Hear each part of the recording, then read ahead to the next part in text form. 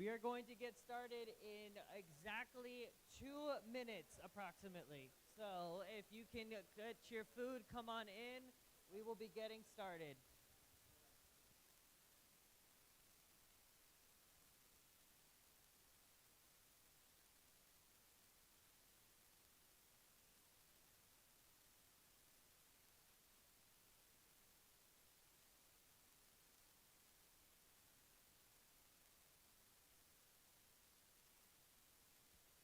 One more time, we will be starting in about 2 minutes. So go ahead and grab your seats before they all fill up.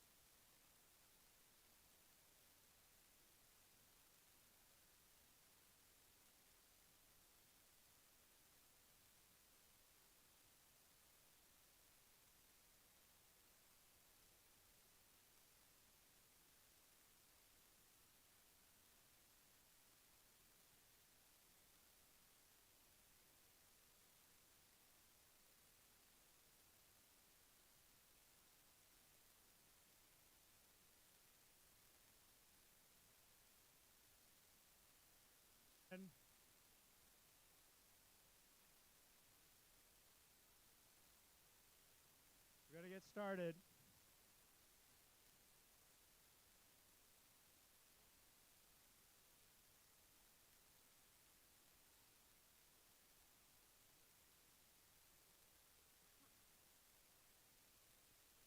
Good afternoon. My name is Tommy Phillips, and I come from the Kiowa tribe of Oklahoma. Make my residence in Stockton, California. And I wanted to share a song that comes from my dad's people, his Kiowa tribe. He's headed back to Oklahoma at this time for our annual ceremonial doings that we have. And the song that I'm going to render at this time is what we call a memorial song.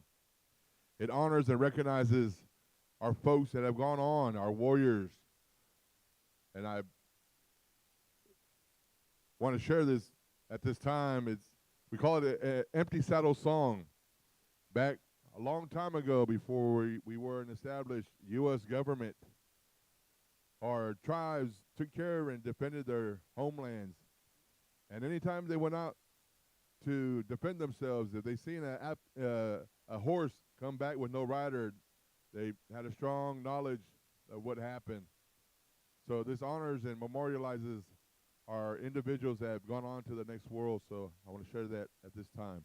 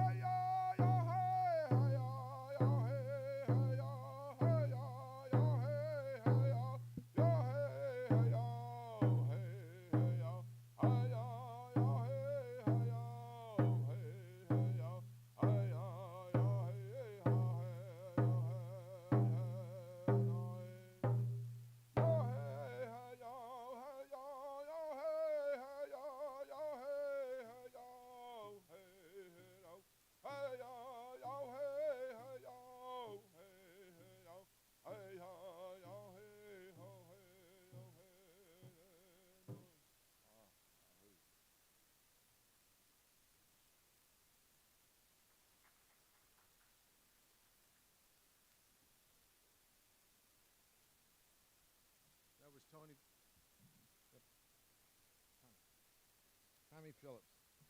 Um, it's important we remember why we're here today. We've already had all this, the crying, the consoling each other. This is actually a celebration of life. Most of you may have known Victor for as long as I have, but at different times, either when he was younger,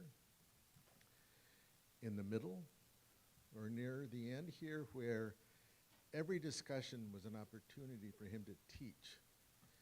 I won't say that I took those opportunities and did anything with them, but I did listen. We're going to have Craig Pasqua come up and do.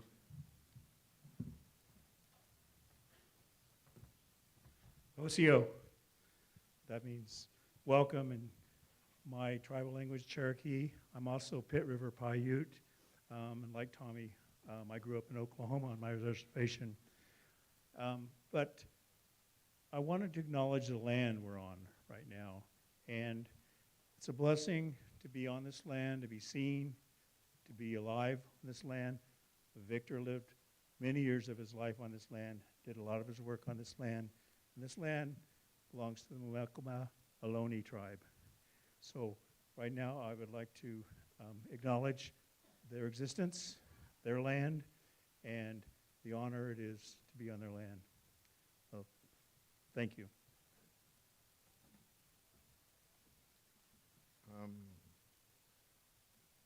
This is in lieu of the Raza Roundtable meeting. Victor hated it when we had to cancel those meetings.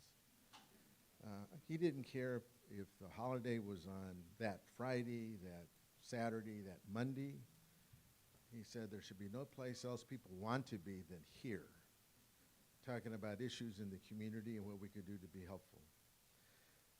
And he was also insistent on having police chiefs as our chaplains. He had this whole thing about why he was a strong believer in a good police department, a police department that was accountable, but one that was open for us to go in and talk to. We've kept with that tradition, and we're going to keep with that tradition.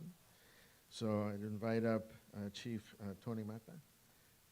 He may be retired from San Jose. He's not retired from us.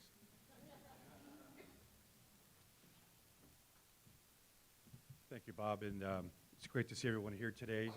Earlier this morning at the services, and yesterday at the visitation in Rosary. I'm sure the Garza family very much appreciates your support during this time.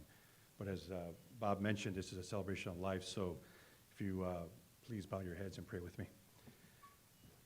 Heavenly Father, we gather here today to celebrate the life of Victor Garza Sr. We thank you for the time we shared with him, for the love and joy he brought into our lives.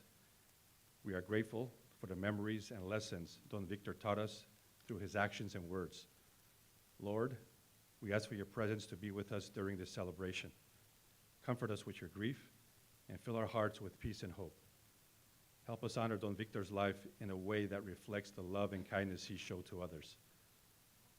And grant us the strength to carry on his legacy of servant leadership, to live our lives with the same spirit, generosity, compassion, and justice. And we find comfort in knowing that Don Victor is in your loving care, experiencing the eternal joy of your kingdom. As we share stories, laughter, and tears, may we feel your comforting embrace and be reminded of the promise of eternal life. Help us support one another and to continue to celebrate the gift of life you have given us. In your holy name we pray. Amen.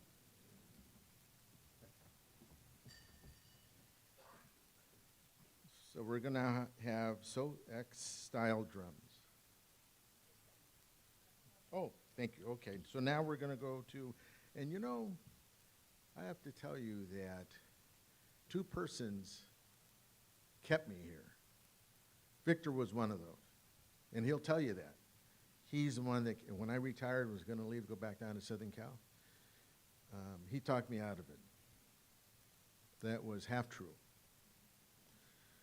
Because he didn't give me a choice. He never gives you a choice. But the other one was Cindy Chavez, and I don't see her here yet. but we're going to go ahead and start since she's not here. Because Victor would always say, it's more important to start on time and to end on time. But you know what I really like most about the executive committee of Raza Roundtable? No, that we don't mind any of us jumping in and saying, no, do it this way. Because we are a family up here. And it extended out to Victor's family. They may not have known it. They may not have cared for it sometimes because we took him away a lot. But they got to share him with us, and we got to share him with our own children. My daughter knows Victor probably better than she knows me. And I think she likes him better than she likes me. So we're going to start with the executive board members, those that would like to speak. And so it's going to be with Rose first.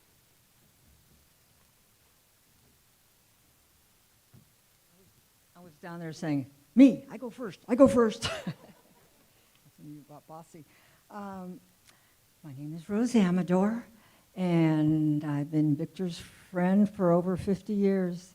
So welcome to the Victor Garza Gathering Hall.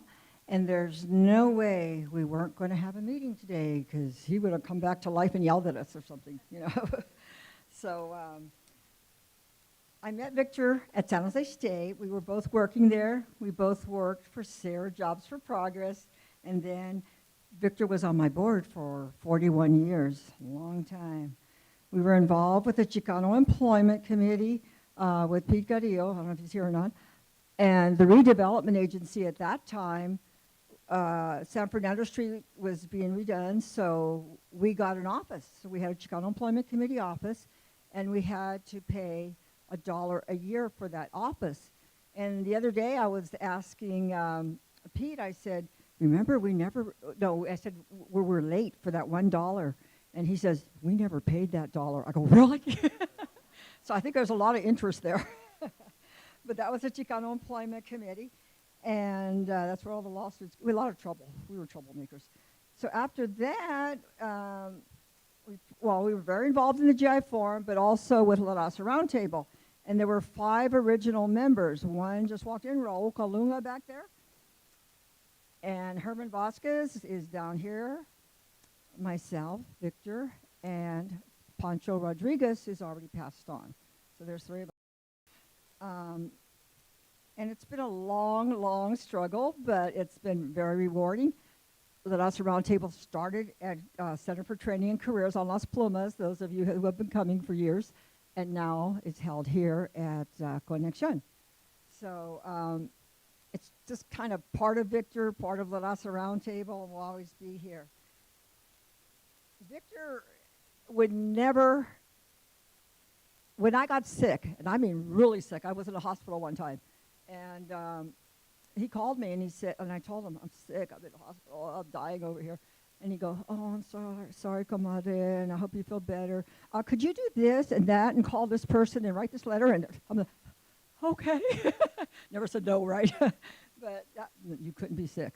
You have to keep going, even if you're sick. And the other thing, you know, he always carried jalapenos. It didn't matter if he had a tuxedo on, and his boots, of course. He had jalapenos in his pocket, no matter how formal that event was. Oh, you want? He's at the table passing them out. So, and I think he still wanted them in their nursing home, from what I understand. You know, Victor was here so much, we had to give him an office. His office is next to mine. And he conducted a lot of his business here for the Raza Roundtable. In fact, that's what it says, Mr. Garza, the Raza Roundtable. His son was just looking at his office and sitting in his chair. But he was my partner in crime, my best friend, my compadre for over 50 years. So I really miss him. Thank you.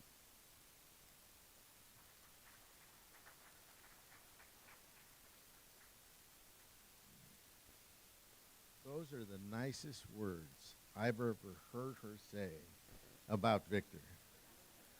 Raul, did you want?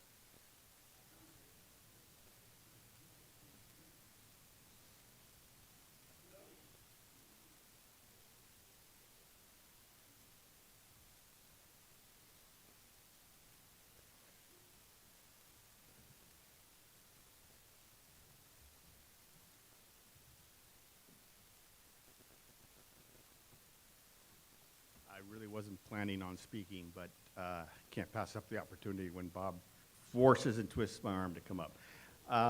You know, I met Victor probably 50 years ago, 50 years plus.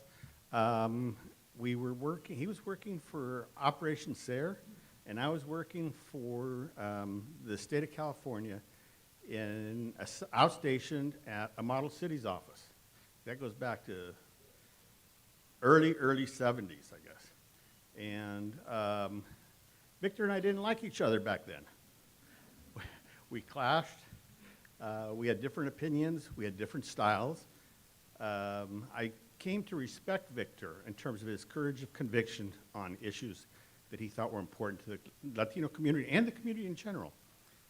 He jokingly, and I don't know how joking this was, he used to refer to me as el planchado. For those of you that don't speak Spanish, it means I was stiff because I had tailor-made suits, custom-made shirts, creases in my shirts, so he called me Mr. Stiff.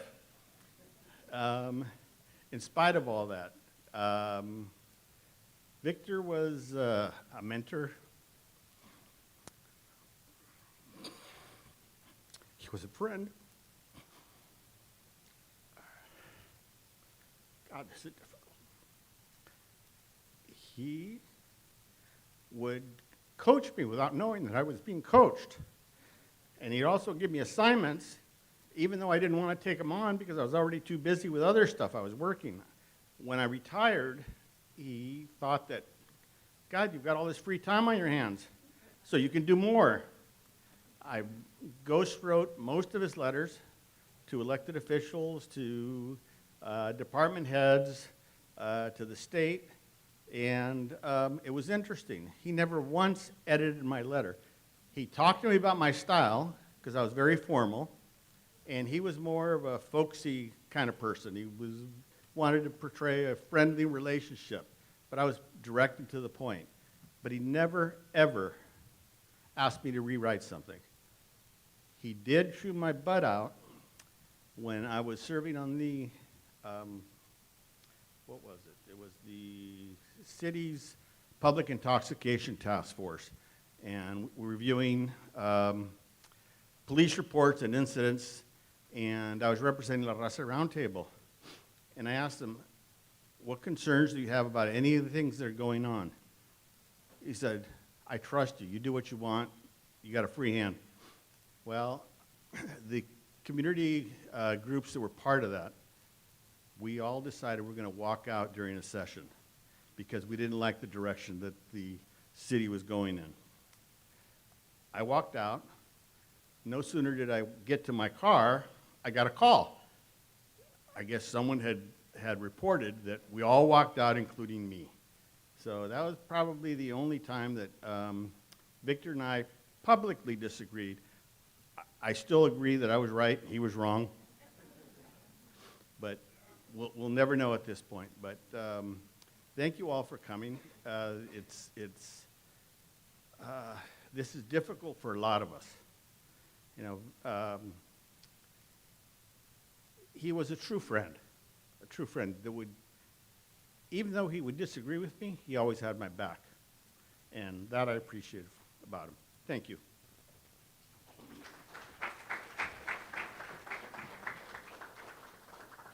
See, Michelle, we all need somebody to have our back.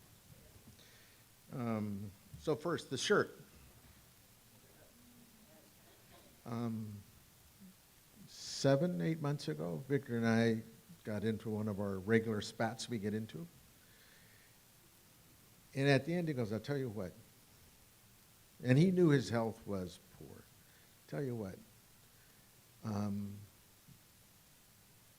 If you pass first, I'll wear a T-shirt with your face on it. If I pass first, you wear one with me on it. And I said, okay. He goes, but I want one that makes me look thin. So, this does that for Victor. I know Victor had a hand in picking that one of me right in front. That's at least 40 pounds heavier. So even at this point, Victor gets an opportunity to make a point with me. One of the things I said we were going to start with is with somebody that knew Victor really well.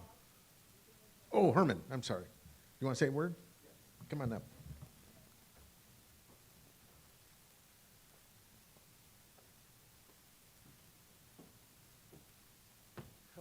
Thank you, Bob. I'm one of the co-founders of La Raza Roundtable. I met Victor while he was still going to Saturday State before he came to work for Operation Center. I was working for Operation Center at that time. Operation Center was a job for progress. One thing I remember of Victor a lot about is that his tenacity. I mean, when he assigned you to something, you did it, and you report back. He assigned me to quite a few as a speaker, to the Alum Rock School District, and almost all the districts, and to deliver what La Raza Roundtable was doing, and the issues, present the issues that we were currently looking at that time. And so Victor was always, we were friends. I mean, him and I met beyond the years that was indicated to the speakers before me. So that was a long time ago. And I met him at Operation Sarah. Actually, he came in, the executive director introduced me to Victor Garza, and we became very, very, very, very, close at that time. I won't take too much time, but I just want you to know that Victor did things that nobody else has ever done. When he was living in Fresno, I mean, he came not only to La Raza Roundtable on Fridays, all the meetings that he was attending and all the assignments that he gave, to at least some of us, and me included, and we had to do that, and so I never seen anybody do that, except for maybe politicians that have traveled, right? And I have always admired him. He was tough. His presence was very tough. I mean, you saw him, you knew, it says, hey, this guy, he's gonna say something that probably I don't like, but he said it. He never backed down from anything or anyone. Never. I never seen him back down. Did he take a lot of hooking and jabbing? Lots of it. And I admire him. La Raza Roundtable will not die. It's going to go on. And that's right. And he had love for civil rights, helping people, all colors, everybody. And the love that he had, love never dies. We go meet our maker, right? We go meet our creator, but love nunca muere. Nunca muere. The struggle continues. Yeah, we're warriors. We're warriors and want to continue. And so I just wanted to say that it's an honor for me to have known Victor. And I will continue doing the work that he wanted all of us to do. So with that, I want to thank you. God bless all of you.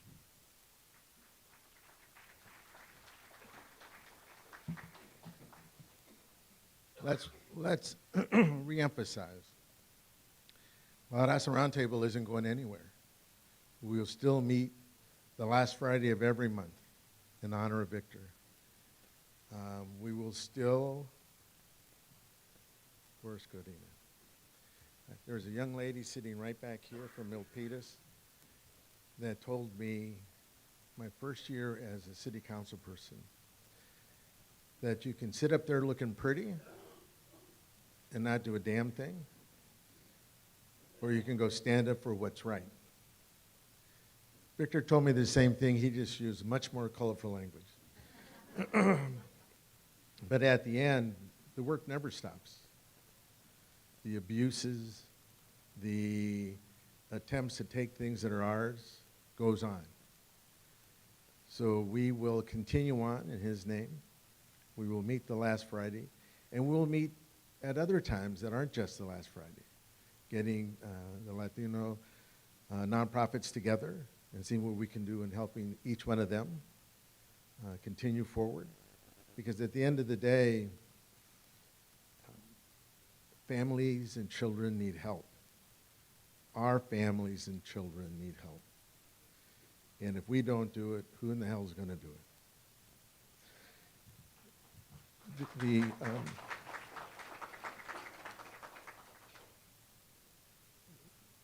The other person that I look to still, though she's trying to leave, look to still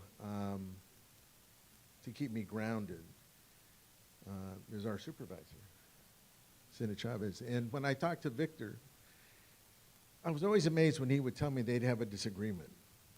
And I'd say, I don't remember hearing Cindy complain about that or being upset about that. And then Victor not telling me he was upset about that. But at the end, it was because there were two peers looking out for the community. There's never just one right way. If we get together, we will find a way. And that's what Cindy brought, and I'm thankful for that. But she knows Victor better, I think, than some do in that circle he sort of traveled in. So I've asked her to be the first one to speak.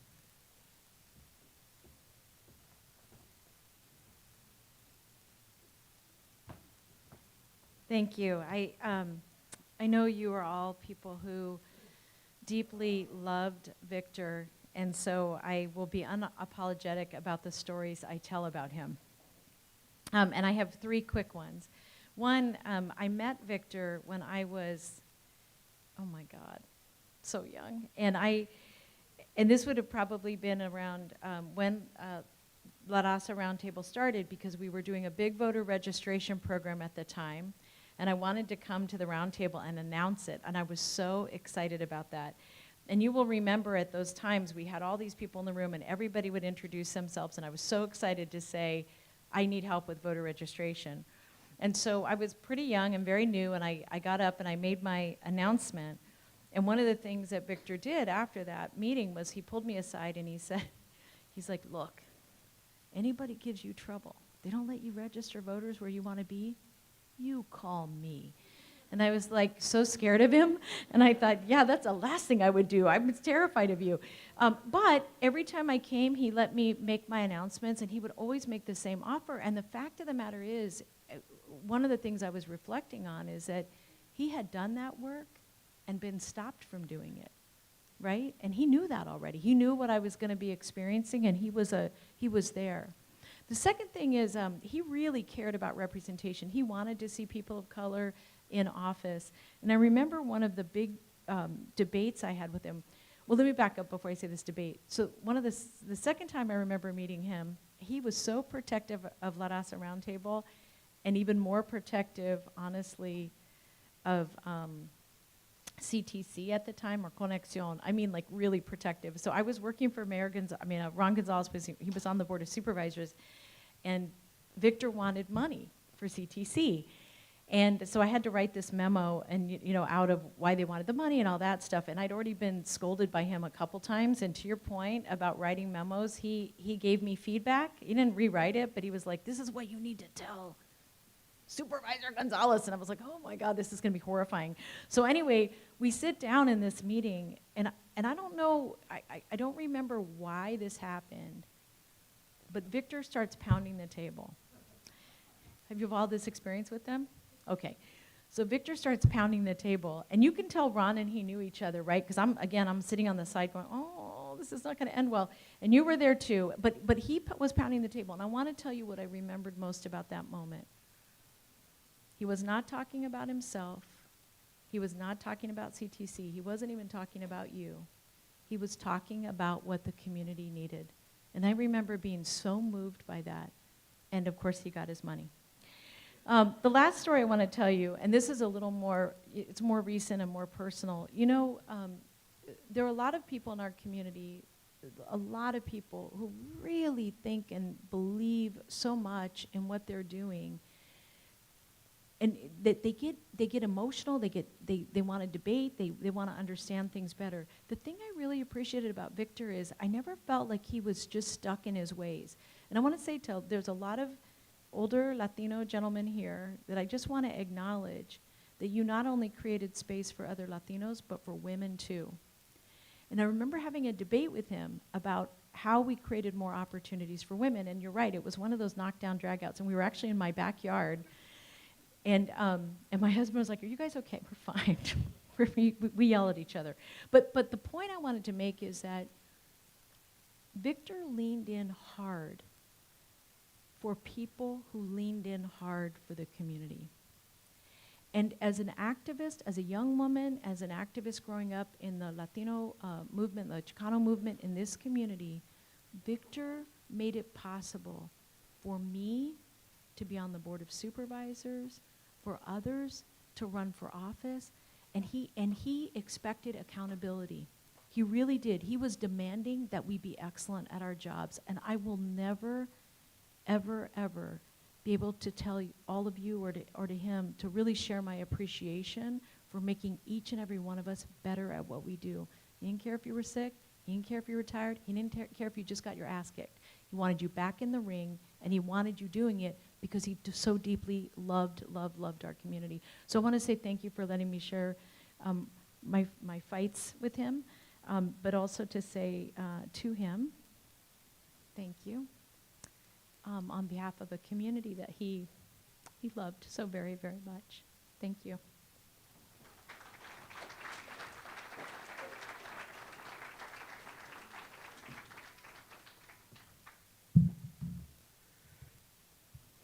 How many of you here knew at some point in my life I was a Republican? I did. This is the toughest county to come into, I think. And when I left East Side, Victor says, "You can't go back down south. Nobody cares about you down there. You stay here." And we had that discussion about my political leanings. And he said, "I don't care about that. As long as you put Latinos first, that's what counts." The other thing he said is, after the fight, when he meant political fight, after the fight, you go to those persons that need to hear our voice and you talk to them. A year ago, the mayor came and spoke at Raza Roundtable. And during that budget presentation, when it was all done, Victor grabbed him, sat him down, and talked to him for quite some time. This last one, Victor wasn't quite as mobile. So he said, "Go get the mayor for me." And I said, as I tend to do, "Your legs aren't broken. You go get the mayor." We had a real warm, cherished relationship. But somehow the mayor found his way there. And at the end of the day, when I went to go talk to Victor, he said he listened and he took notes. That means he's going to do something. Start to finish. He would never gave up, no matter who sat in that office. We need their help. And so he wanted to make sure that you also, Mayor, had an opportunity to speak.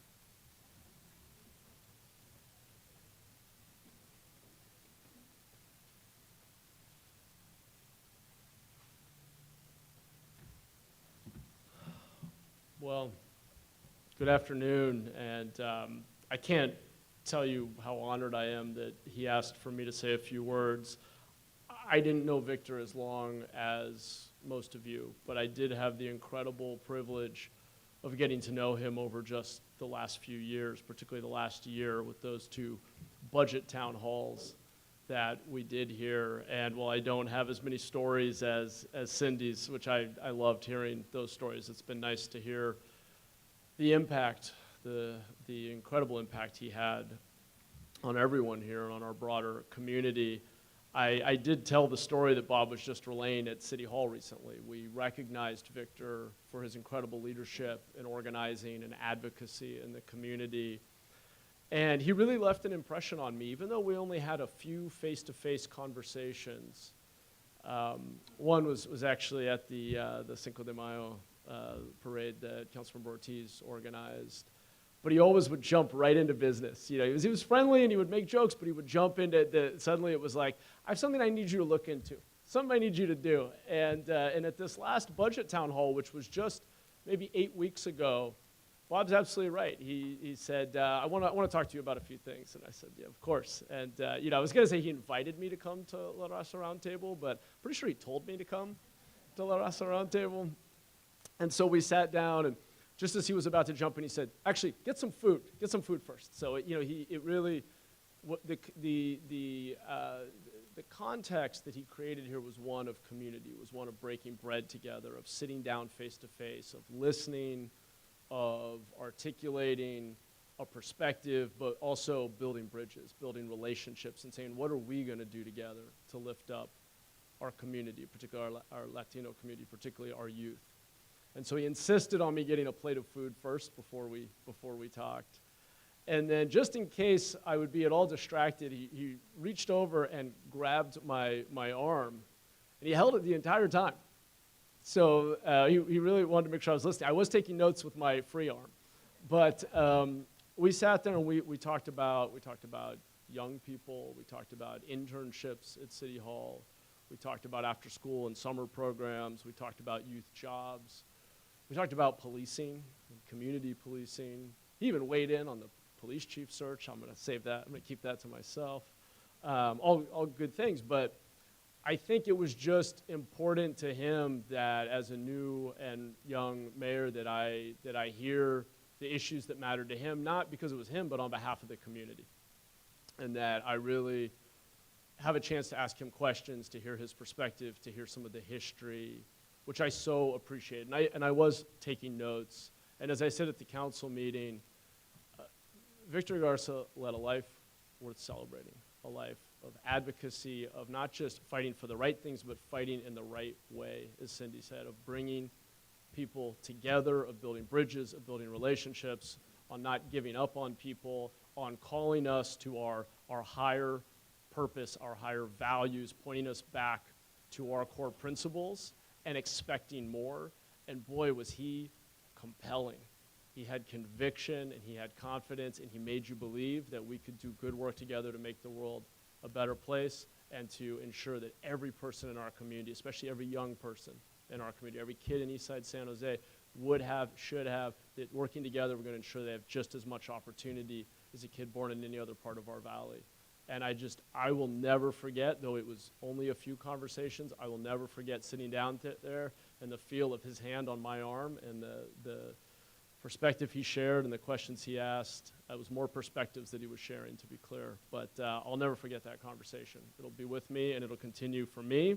I know for my colleagues on the council and in other positions of representation and of power to do the right thing and to look out for our entire community. And I'm going to go back to that in my memory, to that conversation again and again, because it was incredibly inspiring, and I'm grateful. I'm grateful for that experience. I'm grateful for Victor's life and the amazing impact he's had here on our community. So thank you for letting me be a part of his celebration of life here today.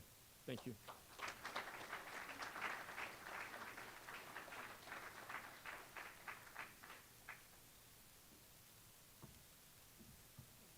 Victor actually did share a list of persons he'd like to come and speak.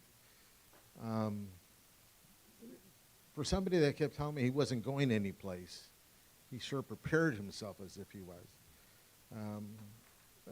So I'm never going to get up here and speak about Victor because I don't have it in me. I truly don't. But after everybody else, I'll tell you one little story about him. Victor, when I listened to all these stories about how tough he could be, how he would just drag you through the keyhole, and was never like that with me, ever. That doesn't mean I didn't get pissed off, which probably happened much more often than I thought. But he had a whole different way of dealing with me. Why, I don't have a clue. Thankful I am that he didn't drag me and beat me up all the time, because he had many opportunities. But at the end, from that came, I could listen as persons told me about who he mentored, That was the Victor he showed all of them. And the leadership program we had, where we had persons at the county and police department, city hall, some private sector, Monday through Thursday, they all went to work. Friday, the teacher was Victor. They came back. For 4 hours, they would say what they saw, what they did. And the Victor would ask them 1 or 2 questions, always just 1 or 2, but enough to get them to think, is this really what I want to do? And how can I do it with enough conviction that people are going to be helped? I just don't have a job. I'm helping someone. So if you want to know if he was a good teacher, he was. We can count the number of school board members, commissioners. You were probably over 86% of those students, those interns, are someplace now in government. And mostly because of that 5th day with Victor. When I first met Victor, it was at Eastside Union High School District. First, he would talk about this man all the time. You need help, Bob? You call Dave Cortese. This and this and this and this. Then it changed. Bob, you need help? You call Patty. So I said, just help me a bit. Which way are we going? You know, he goes, you ask the persons that don't have time, but they show you they care about families and children. And everything Patty has done shows that. There's not been a time that we have not reached out, that she hasn't reached back. He wanted to make sure she had a chance, and I'm also going to get, hopefully, Dave to come and say a few words too, but Patty, if you could come first.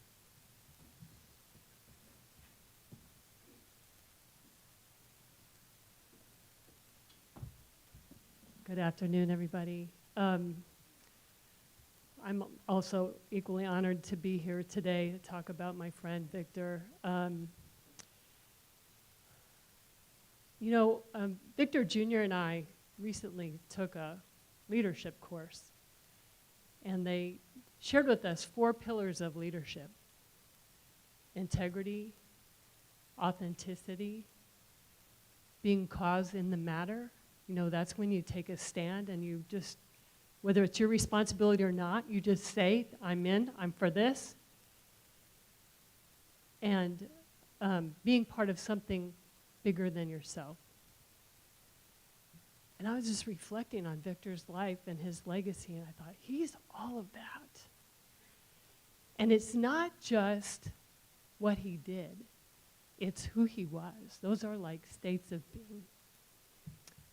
You know, the mayor was talking about how much Victor would always ask about young people and do programs and create opportunities for young people. And that was my introduction to Victor. I was involved with a youth mentoring program starting in 1994.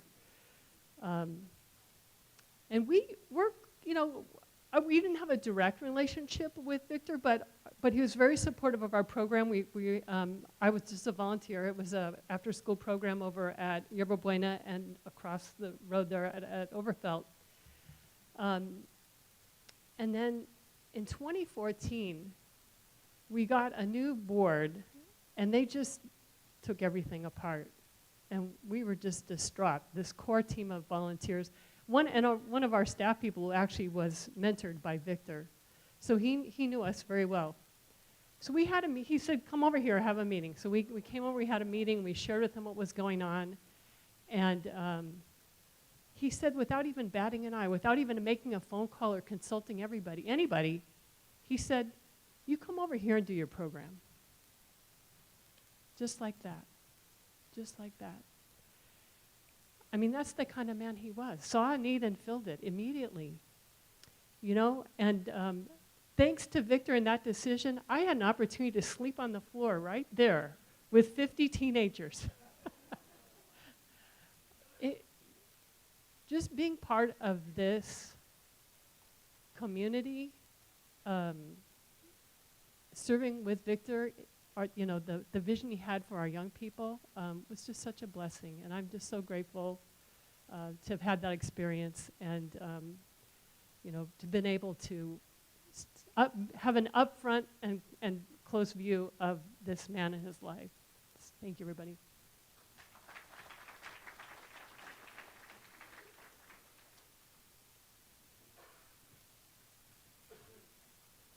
So if I don't look that way, Dave can't sort of rush me out. Dave, do you have a few words?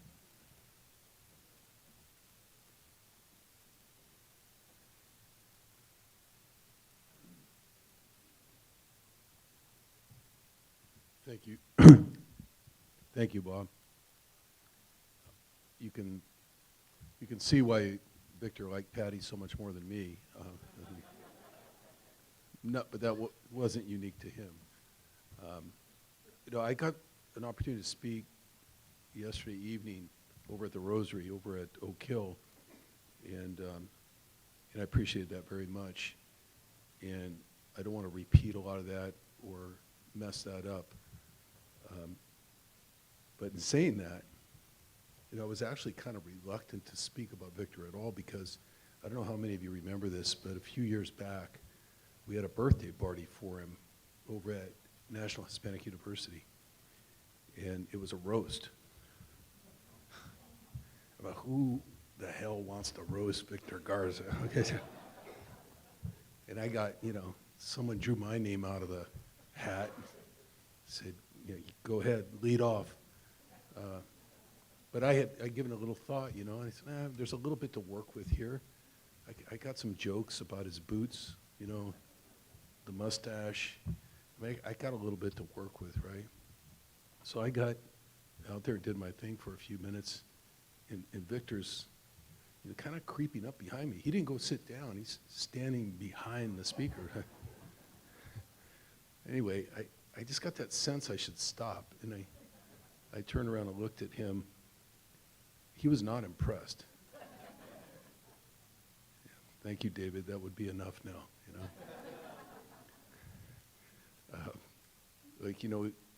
last night a lot of people were talking about, him referring to people as cabron, and I kind of made a secondary joke, he just always referred to me as David, or my good friend David. But I'm quite clear that he must have referred to me like that many times in terms of getting me in the room and getting me somewhere where I needed to be. Everything Patty talked about and everything I talked about last night, none of it happens without Rose Amador. And Rose, I just need to say that because, this is...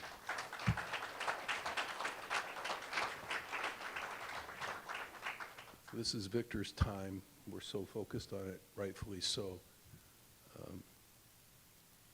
But his passion for going out and getting the resources that you needed, and because of his faith in you and his confidence in you, his ability to say, just bring those kids here, what Patty was talking about right now, that was because of his confidence in you. He knew he could get in his car and take off after he said that, and everything was going to be fine. And, Cindy Chavez and I saw many, many times, together and separately. The story she was telling, I wasn't there. I have a few where she wasn't there. But we have a few where we were both there.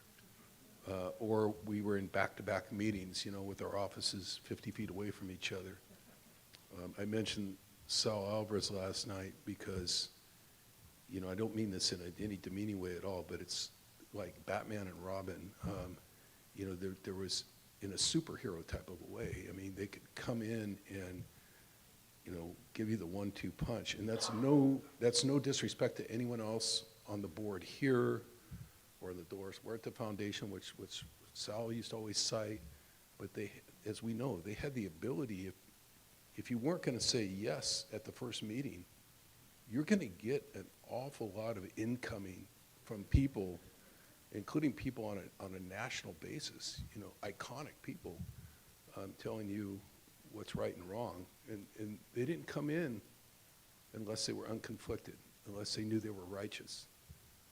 I mentioned last night, there were a few news conferences here, you know, that I was invited to, and I was part of it. Many people in this room were told to be here, that would fill this, you know, fill up this whole space with leaders, top leaders from throughout the community. Who could do that? Aside from, you know, a mayor, maybe a president of the Board of Supervisors, a governor. The governor can't even pull people in like that. They could convene anyone. Victor had the ultimate, you know, that he could do that he could do that. You know, those two would have a falling out from time to time. It was not a perfect relationship by any means. And in fact, I was kind of saddened because, you know, in their later years, that was a problem. But I kept thinking over and over again yesterday, they must have had un abrazo like you couldn't believe when Victor got there. Has to be. I could just see them. I could just see Victor saying, okay, where do we go from here, you know? You got here first, where do we go from here? We'll be organizing. Anyway, like everyone else has spoken and everyone else is here, I mean, we wouldn't be here, you know, unless we love the man very much. It still seems surreal to me. I'm sitting here in the place where we had the meetings, on the evening when we'd have the meetings, you know, looking at a portrait of him instead of him. And it's that loss that it's going to take me a long time to get over that. And I'm kind of glad it's going to take me a long time to get over that. It should take me a long time to get over that. It definitely leaves a big hole in the heart. And for our community, you know, there's not that many people to go to that can lead a community on civil rights issues fearlessly like that. Can you think of who's going to take over that role? I can't think. But right now, I'm just missing him a lot personally, and I know all of you are too. Thank you very much. Thank you very much.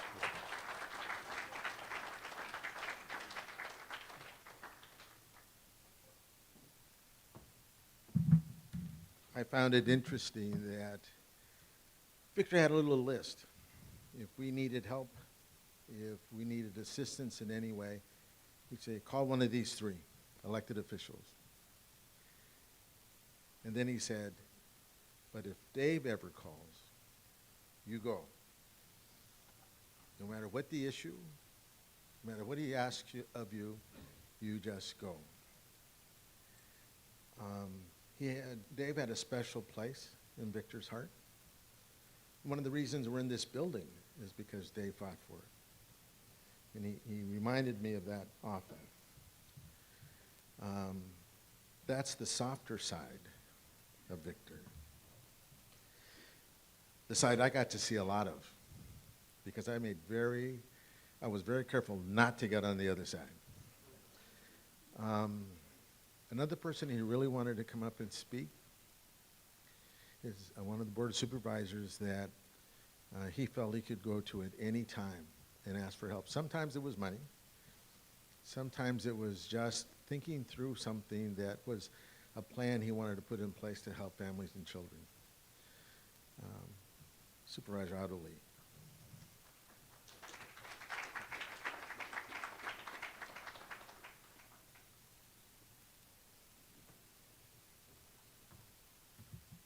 Well, good afternoon, everybody. Buenas tardes. My name is Otto Lee, and I just want to first say I'm truly honored and deeply humbled to be up here to say a few words for our dear friend, Victor, and want to thank our Garza family and friends who shared this great man with us all these years, who is so dedicated to our community, for our residents of Santa Clara County. But as you know, it's not really just Santa Clara County or San Jose. Victor really is everywhere. When I mean everywhere, I mean like way past 152, all the way down to Central Valley and down to Fresno. And I'm going to share many stories that people have heard, but instead I'm going to share a story with you that I had with Victor. See, back in 2012, Dave remembered that, I did this little interesting experiment and decided to run for Congress down in Central Valley. And the reason for that was because there was this not so great congressman down there, a guy named Devin Nunes. And when I talked with Victor about this, because he actually, turns out, has a house in Fresno, and he knows everybody. You know how Victor knows everybody, right? He knows everybody in Fresno as well. And I asked him about it, and he was like, Otto, that bandejo, you go run against him. So he was my biggest supporter, helping me move, introduce me to all the friends and connections and whatnot. And we worked hard that year. That was when President Obama got reelected, and we got over 80,000 votes for some guy who knew nobody in Fresno, and no small thanks to what Victor is able to do. And you can see how influential he is, as Bob has mentioned, there's the soft side of Victor, but when Victor asks you to do something, you better do it. You better do it, or something else would come, and you won't forget. And as we all know, he is advocates for not just Latinos, not just students. He's a fellow Navy veteran, right? And we all know that he is not shy or quiet when it comes to advocating and fighting for what's right for everyone. And he will always pick up the phone, know exactly when we are doing something wrong. And we have all received those phone calls from time to time, right, Dave? Yes. And that's why Victor is really a true hero for us. And in his own words, right, he said, quote, I am no rubber stamp. If it's not good for our community, I will not support it, end quote. The last time I saw Victor was about a month or so ago, and despite his health condition, incredibly, he was actually thanking me for what we on the board are doing for our county to protect the most vulnerable. And that's who he is. He cares about everybody else but themselves. And for that, it's a true huge loss for our community. And deepest condolences and rest in peace. And que viva Victor Garza. Thank you.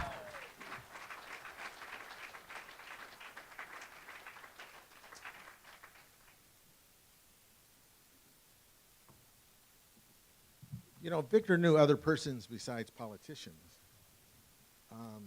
There were times that 2 or 3 of us would get together, and it was all of us that were more mature and talk about what went on in the past, what's going to happen in the future, who's going to be part of all that, what could we do to help them. The person that was always there was Dr. Lopez from NHU. I know he likes to claim that he did some work over at Fresno, but I don't count that. NHU is where I met him and felt immediately as if I was in the presence of somebody that was going to help me no matter what. I don't care if it was just finding my car or the next hurdle that the East Side was going to go through. And so when Victor and I talked about him, found out he felt exactly the same way. Somebody you could talk to, not so much asking for what should I do, but more about giving an opportunity to think it out loud with somebody that's not going to then try to guide me someplace they want to go. That's a unique gift, and Dr. Lopez has that, and Victor was really appreciative of that. So, Dr. Lopez.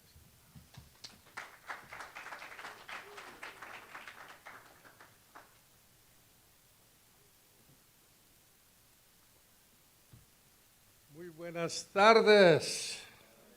Wow, I feel so comfortable up here. We used to come here every Friday, and we would report to Victor and the board. And that's the way it should have been. And it's so impressive to see so many people here today that are such influencers, such contributors to the community, always giving. Well, like Victor, I'm bilingual and bicultural, so I have to put on my glasses to see my notes. But as I see him in the back there, I think about what he stood for, what he did as a person, as an individual, coming from Texas to Los Angeles to San Jose, always thinking, how am I going to help community? And I didn't know Victor when I got here as president of the National Hispanic University. I was at Fresno State for many years, and I came here, but I was on the board with Dr. Cruz and NHU for about 9 years, and I heard about Victor, and I heard about many of the things that were going on in San Jose. So when I became president of the National Hispanic University, I said, someday I'm gonna sit down with Don Victor and we're gonna talk. Well, it wasn't about 6 months that I got summoned by Victor. And I said, okay, where are we meeting? And he, and another associate of his that was mentioned earlier, Sal Alvarez, took me to a real kind of a dark place in downtown San Jose that I had never even been to. And then we walked through a few halls and we got to the back room and we sat down and Sal took out a tablet this long and Victor sat there just looking at me. And he says, Dr. Lopez, I hear you're from Fresno and you're now president of NHU. We have some questions for you. And I said, okay. He started out asking a few questions, Sal taking notes, and they continued. Next thing I know, it's an hour. And then it's 2 hours. And I'm thinking, okay, these guys are really interested in what we're doing. And little did I know that Victor knew a lot about people at NHU and a lot about the students at NHU, and he cared for those students. And he wanted to make sure that I knew. So I said, I'm gonna oblige and I'm gonna continue to sit. And then we sat there for 3 hours. Finally, the meeting's over. Victor and I and Sal walk out of this long, dark building. It's downtown. I still know where it's at. I drive by it. I think, oh, that's where I met with Victor and Sal in 2003. I hadn't been here 6 months. And we come outside, and Victor stands like this in his botas and picking up his pants. And I'm standing in front of him, and I'm thinking, is he going to just reach out to me? And I said, maybe I should reach out to him. So we're looking at each other.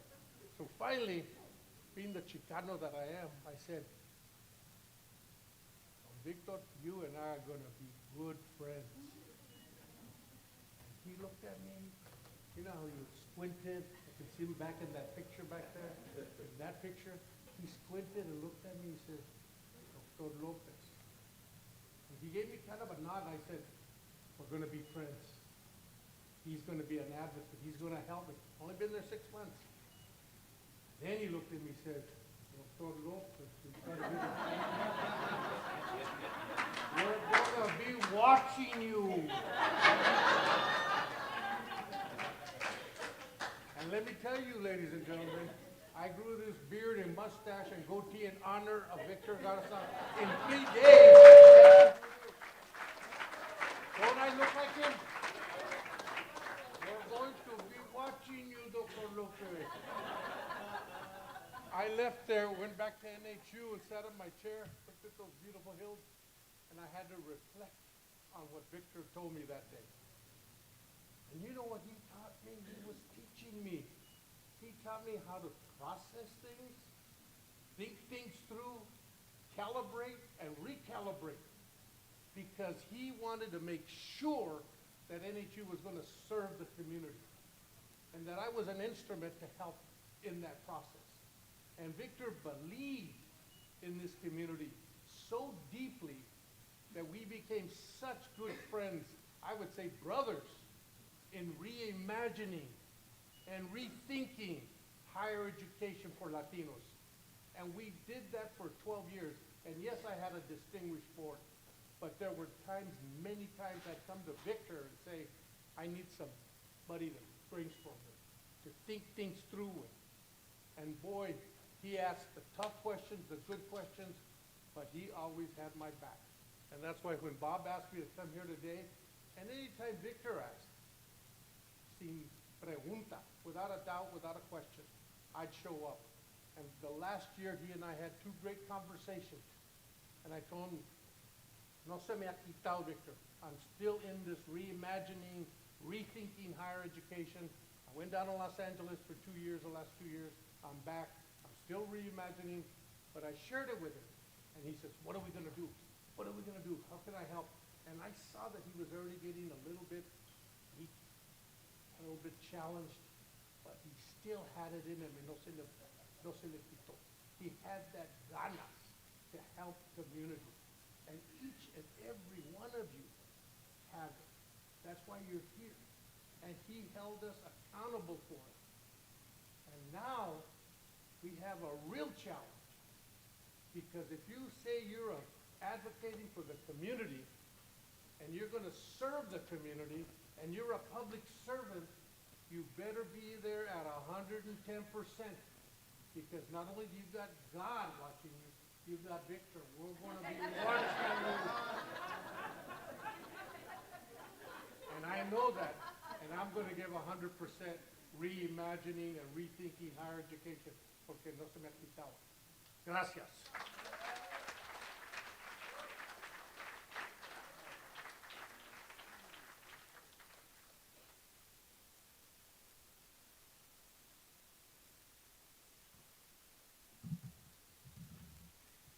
So I've been lucky enough to have maybe 2 of those conversations. I know it. If you have a mustache, you end up having to do that. Victor never called mine a mustache, though. He always say, let me know when you finally grow that thing out. I was lucky enough to have 2 or 3 of those conversations with Dr. Lopez. I was a better man after I had those conversations. In talking to Victor, he would have those conversations daily with people. They could be high school students, mothers, children in the 3rd grade. I remember going to a classroom with him and him sitting down with a child and talking about where he was going to go next. The child said, I'm going to go to recess. And he goes, okay, where after that? And talked to him about, he could look to the teacher that was in front because she was a Latina. He then talked about a superintendent that was a Latino. And he just kept saying, you can go any place you want to go after recess. We're going to have a song. See, they just told me we're going to have a song real quick, and then we're going to come back to more community input. Remember, this is a celebration. He is a man that you might meet people that will say, oh, I hated him. All that really means is they couldn't convince him to change his mind. Victor never tried to change my mind. He did go on for hours on end to give me more information. But if I ultimately said, okay, but we're still going to go this way, he said, okay, and I have your back. So the song.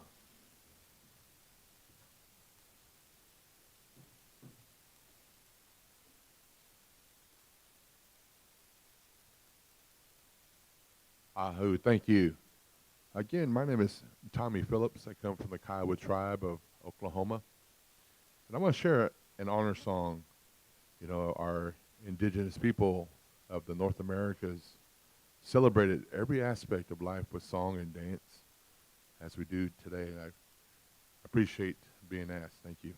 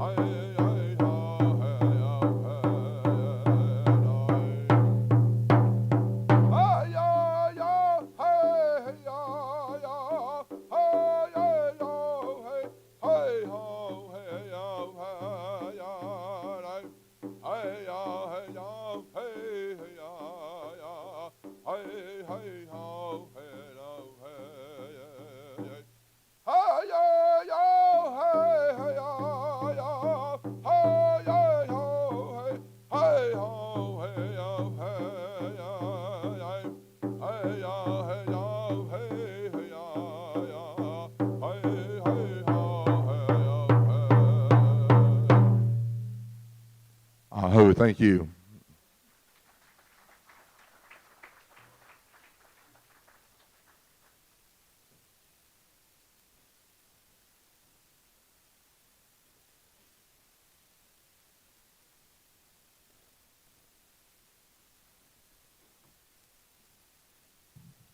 How many of you know that Victor was Kickapoo?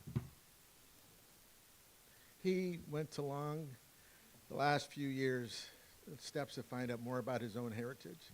I would tell him, what the heck does an old man want to know about that for? He'd tell me to shut up, and then we move on. But we found ourselves at La Raza doing many more things with regard to helping Native Americans, more so than in the past. And we owe it all to Victor's desire to know what his past truly was. We'll do a few more persons, and then we're going to sort of pass around the mic. It's interesting to me, the group of persons that are in this room. You have elected officials, and you had to talk to Victor if you're an elected official. The worst thing for you to do is have Victor out there saying, he wouldn't meet with me, wouldn't talk with me. And then he'd use other words to say what we're going to do next. And Victor always made sure we did them. But those that Victor met, he really didn't care what initial was behind their name. He cared what was in their heart. Did they care about all the communities of color in this county and in this state? So if you were at the assembly, if you were a senator, if you were Zoe back in DC, city councilman, if you cared about us and others like us, Victor was going to help you knowing that you were going to help us. If you didn't, we just had a different style to deal with you, is all. And it's important to remember that it doesn't hurt to show some sympathy, some appreciation, which Victor did every day, even in his ill health, even when he didn't agree with you. He let you leave every room, even those he was fighting with their dignity intact. And that's difficult. So yes, I learned a lot from him, you know. I no longer say I'm from Orange County, but I don't say I'm from Santa Clara County. I say I'm from Victor Garza. And actually, people know who that is in LA, Orange County, Riverside County, all down south. They know Victor. They don't have the same warm feelings about him that we do up here. And he was proud of that. So with that, one of the persons he had a strong relationship with is Sam Licardo, our former mayor. So I'd like to have him come up and say a few words.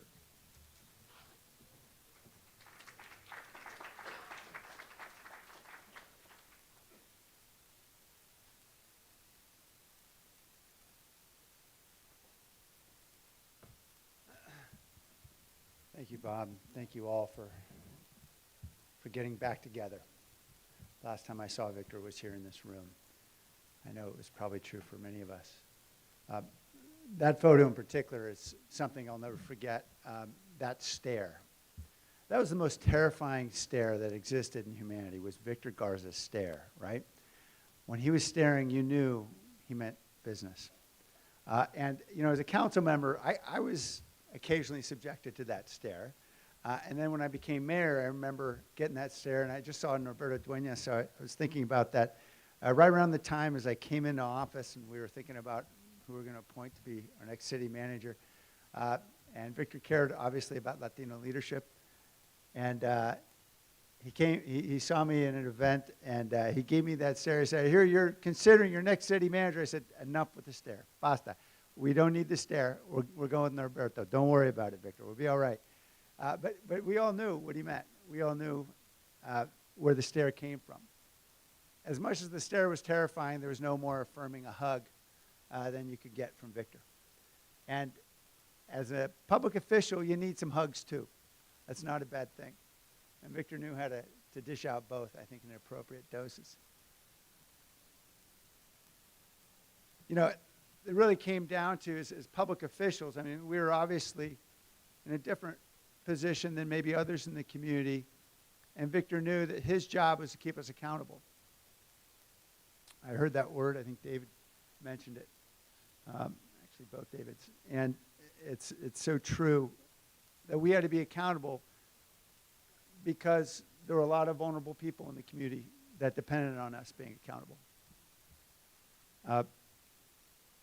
And I think David Lopez articulated it so well with the phrase I think so many of us have heard so many times as elected officials, we're going to be watching you.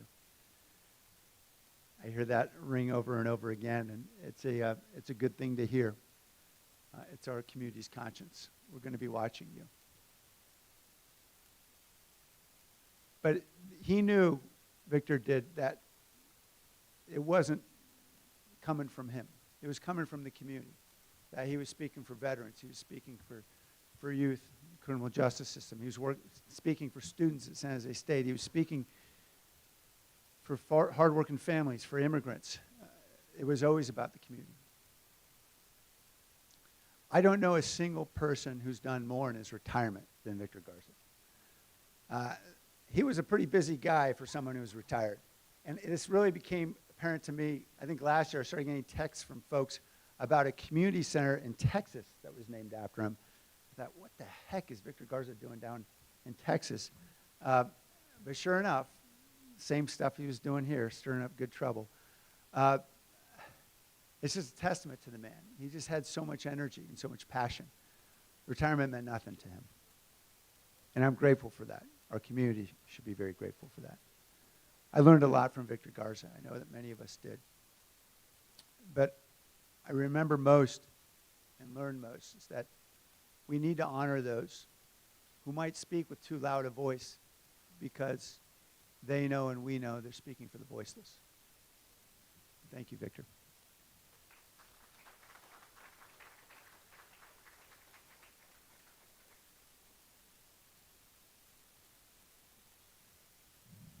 One of the things Victor liked about me, there were many, but one of the things he liked about me was the ability to sort of group people together when they talked. There's an agency in this valley that holds the record for the longest attendance at La Raza Roundtable. Valley Water District. Because I actually went back and checked. Those two persons that are there the last Friday of every month are sitting right here in front of me. And I don't know if Victor I don't know if many of you know that after each one of those meetings, within 10 minutes, Victor was on the phone. Bob, you did a great job, but bam, bam, bam, bam. And I'd listen, and I'd say, thank you very much.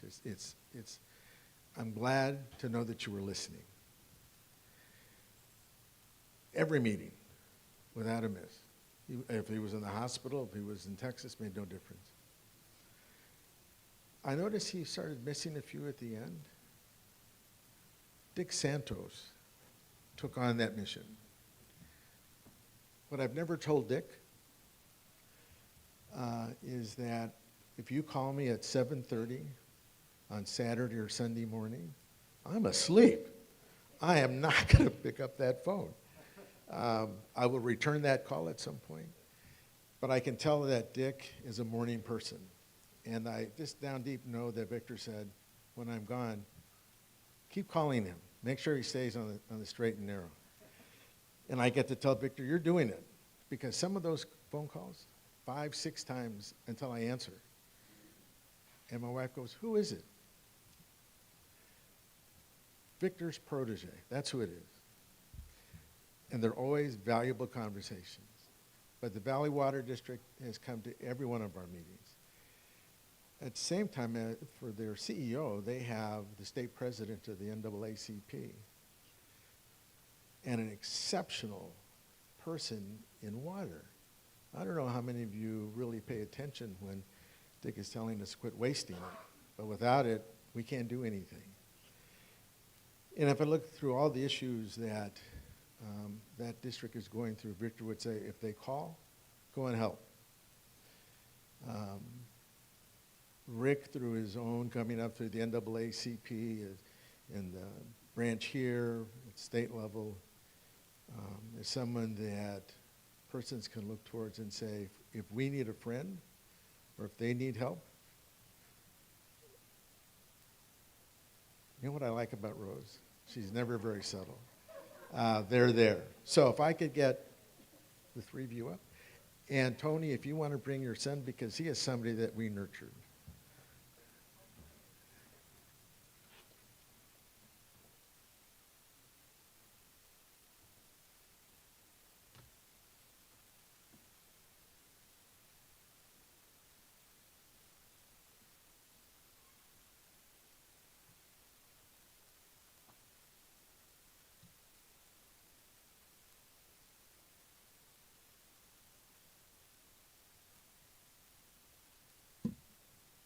Hi, everybody. Can you hear me okay?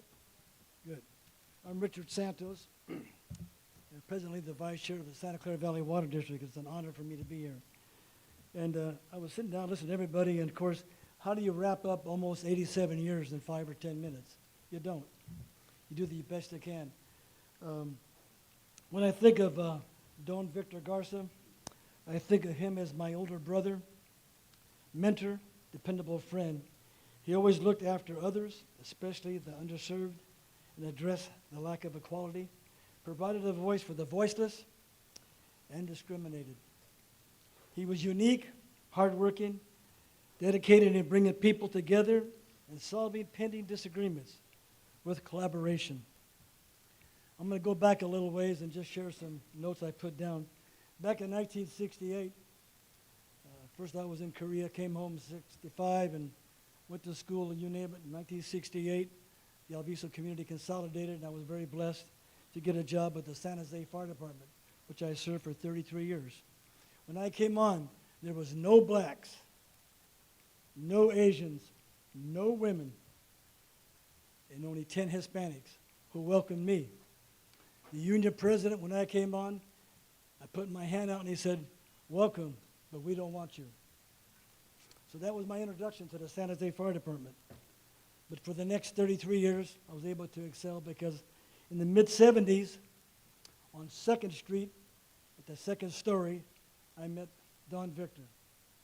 Of course, my life changed. Got involved with many of you will never remember, but his name was Joaquin Brito. And if you remember him, together, they were the duo, Batman and Robin. Of course, Sel Alvarez, Miss Amador, Herman, Raul, Craig, I can go on and on. He's the one that got a consent decree against the PD, and when we met, we started working on the fire department, bilingual positions, you name it. And then got the first black chief, or the first outside chief, named Chief Osby, and recruited, and we got women, and we all worked together. But in 1991, my brother ran for council in District 4. And so did Victor Garza in the name of Shirley Lewis. The union fire would not support my brother. So I said, you know what? Enough's enough. Let me run for a union position. And I did for the next 20 years. But what we did was we hooked up with Victor Garza and we gave him the support. Unfortunately, he lost. Just think, 50-something years ago, if he would have been elected, District 4 in Alviso would be a much better place. On his retirement, I was very honored to be able to give him a Valley Water plaque for all the years that he served at Calvet. I used to go down there and meet with him. I was a veteran. Him and I would sit. He would come to the Water District as a guest speaker for veterans ceremonies. We made sure we had the MIA flag up, the Vietnam flag, veterans. And you guys remember the old times in Memphis and Las Plumas. So I was on the Water District for 24 years, but I was there 33 years at Memphis and Las Plumas. He was also on oral boards. We served together in fire oral boards. You can't imagine some of the interviews we had. He used to take meticulous notes.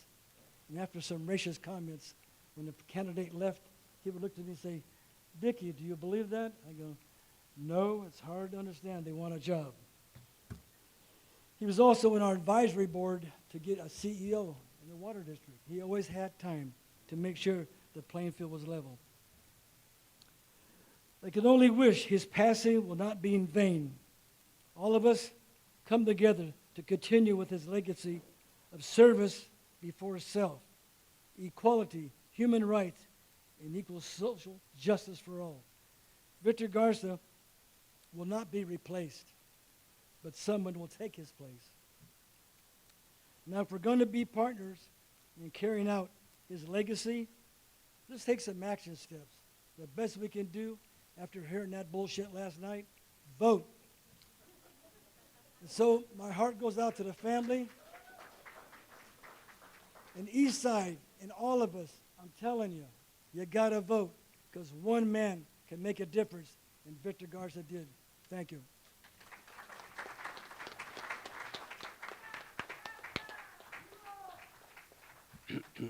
I'll just have a few things to say, very few. You know, I've been to a lot of these lately. Just had my 74th birthday. And so I've gone to an awful lot of these lately.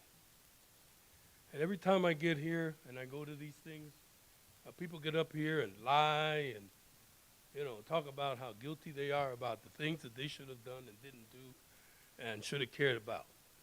And this is one of those of many. One, very few of many, where everything that people have said has been absolutely true.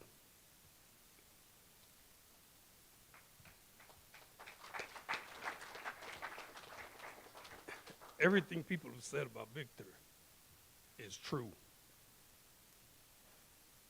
Everything that people have said that he's done is true.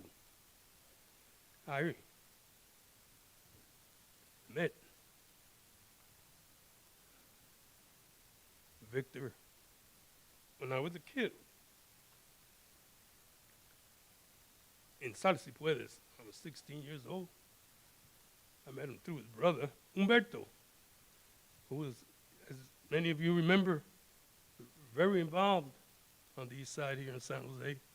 And he was at the time the vice president of a community organization called United People Arriba. He was vice president to Sophie Mendoza, who was chair at the time. And so he's been at this for a long time, and that's why I say I'm a witness. It's been a long time. It's absolutely true. And one of the greatest pleasures that I've ever had, besides working many, many years with Victor, was when I was able to incorporate the foundation. And I remember Rose, who always was with him if it wasn't Sal. We were sitting there in my office, and we filled out the paperwork and everything. And Victor turned to me and said, "Lifetime membership. You have a lifetime membership to the round table." And that's why I've never missed a meeting unless I'm out of town. And I know Rose was always taking attendance, so I made sure I was always here. Same thing with Dick. And another time I never forget was when I first got on the water board. Didn't know exactly what the hell I was doing there. Didn't know much about water, just like everybody else who gets on that board. And so I said, I better find out, and I called. So just before I thought who I would call, there calls me Sal. "Tony, me and Victor got to talk to you." I said, what's up? What's going on?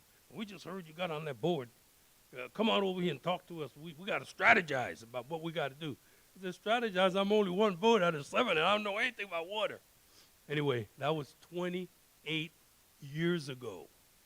And it was just after I had served 4 years on community college district board, working with Enlace and Victor in those years. And so they said, "You know what we did over there? Well, you got to do the same thing at the water district." And that's why I'm absolutely proud that we have a CEO like Rick Callender, because that's what Victor taught us to do, is to make sure that we always hire and support the best people in the community for the top jobs. And that's what we've done. That's what he helped us do. And so I am so happy to be here. I'm glad that we're all here, but we got to continue. And, you know, you're all absolutely right. We've got to continue the roundtable. The greatest pleasure, lastly, that I had was in the last few years, how Victor has tried to bring a lot of the younger people involved, high schools. As you recall, in the last couple of years, we've always had groups of high school students that he made sure came. The youth program that him and Rose started, make sure that we get replaced correctly. And I mean, that's, to me, the greatest contribution that he made was to remind us that that's what we've got to continue to do. So let's do that. Let's continue to invest in our youth, and let's continue to get them prepared, because it's their day tomorrow. So thank all of you. And speaking of youth, good afternoon, everyone. You know, when I got here, I was, you know, and I know Bob introduced me for wearing two different hats, and I do want to thank Director Santos and Director Estremera for their support, but I also wouldn't be in that seat without Victor. For some of those of you that know the battle that I endured in trying to move up into that seat, I give a speech where I'm talking about it was the 4 NAACPers that voted for me, and it was 3 Karens that did not. And I'm going to tell you, the community came together and they said, we're not going to stand for racial intolerance. We're not going to stand for people not being able to be moved forward, because what they're doing is they're doing basically racial tropes and looking at the color of someone's skin. And I'm not going to talk about, I may stand here in front of you as CEO, but I also stand here as the president of the California-Hawaii State Conference of the NAACP. You know, I've grown up in the NAACP. I grew up in the civil rights movement. So when I look back and I try to figure out at what point did I meet Victor, how do I know Victor? And I'm sure you have people in your life like this, where you've known them for so long. They've been part of your community for so long. They've been part of the movement for so long that you genuinely can't figure out when it was. I look back in my memory, and I remember sitting in my mentor's office, Tommy Fulcher, with Victor, talking about how the Black and Latino communities were going to work together. And this is before I took over the local NAACP, which I took over in 2000. One of the stories I often tell, and folks that were here during the time, is right after I took over the local NAACP, I put together a board of folks that around me that were supporting the movement. I made sure that I had Black, Brown, I made sure I had Latinos. I had Danny Garza was one of the first people that was there. I wanted to make sure that we represented civil rights for everybody. And I reached out to Victor, and Victor said, Rick, you know I got you. I got your back. You know, it was less than a month after I'd been elected to the NAACP. I was in downtown. I was meeting with, it was actually Rod Diridon Jr. He was on the Santa Clara City Council. And I told Rod, we were in downtown San Jose, I told Rod, I said, you know, the problem that we have, not only in your community, but in other communities, is often the Black and brown folks, when we're just walking down the street, we get stopped. We get searched. We're forced to curbside. I said, and he says, Rick, that doesn't really happen. And this is a true story. We walked out of that restaurant. I saw police activity going on in the downtown area. I said, look, they have a Black woman stopped across the street. I said, I'm going to be next. They're going to search me. Rod said, no, they're not. You know what they did? They searched me. I remember telling the officer, I said, you just made the greatest mistake of your life. You're searching the NAACP president. I'm going to make sure everybody understands exactly what happened.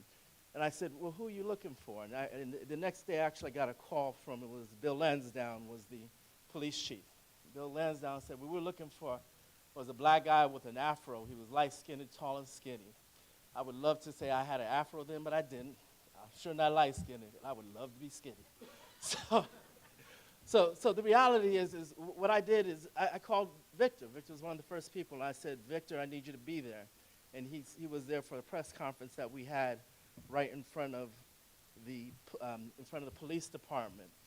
But that was just one movement. That was the way that when you all talk about how you know Victor, what I knew Victor is a soldier that was in the civil rights movement with my family, with my friends, with my mentors, and fighting for the community. Victor was the one that made sure that the black and the brown community, you would not see a split between us.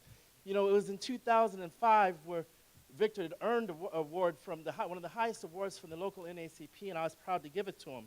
It was a Social Justice Award for everything that he'd done in our community. When you saw the flooding in Katrina, I'd gone back and I was looking, I said, I forgot. One of the calls that I got was from Victor. He says, I see what's happening to your people. How can we raise money locally in order to make sure we're providing for those? So if you look back in the histories, it was Victor and the Raza Roundtable that was raising money for black and brown folks. He understood the fact that when one person's civil rights are violated, if they're violating the civil rights of black folks, brown folks are right next to them. You have to understand, you can't just split a community and say it's okay to treat these people that way and those another way. So where we share common cause is where we stand together. And I'm going to tell you, he was a good brother to stand with. He was truly a brother. He was a mentor. But he was a friend, and he was a fighter, and he will surely be missed. So to his friends, to his family, you know, I'm truly humbled to be able to be here and be able to speak to you today and speak in front of you. But even more so, I just hope that we all commit to fighting for justice in his name. And I'm going to tell you, what I do, not only at Valley Water, what I do for the NAACP, what I do when I sit on the National Board of Directors, I do because of people like Victor that gave me the strength, that gave me the energy, that gave me the foresight to understand that we're in this fight together. And so I hope that you continue to stay in this fight, and you continue to join organizations like La Raza Roundtable, because I'm going to tell you, the NAACPers are going to be here with you. We're going to the black and brown community. We got to stand together. We can't have any divide. I know you heard about, you know, y'all saw that debate last night. We've got to show up. I'm not going to, this isn't about partisan politics. We've got to show up, and we've got to show up in the name of people like Victor. Thank you for inviting me today.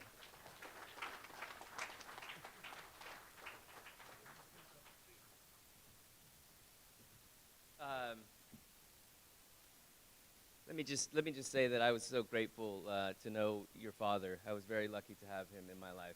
I think there's nothing more important that I can say that I think we all share is the deep gratitude that I have for having him in my life, and the fact that when I think of him now, it makes me smile.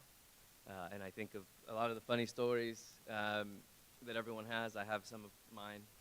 Like when I asked to help out, and he said, well, come to this meeting. I came to the meeting. He said, what do you want me to do? He said, well, you're on the board now.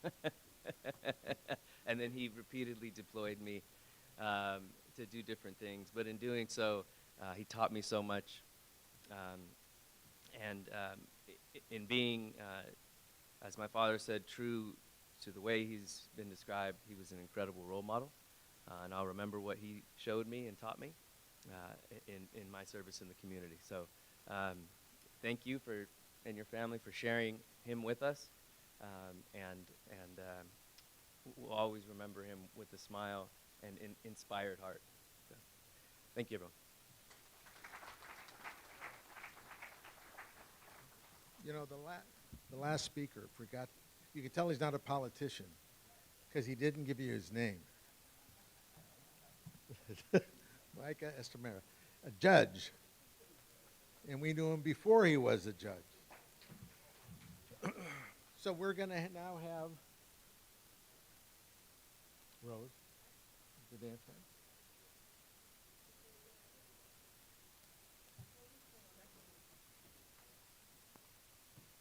Victor came to my son's ceremony that was here as well, and we had Aztec dancers, and he says, I want them to dance for me.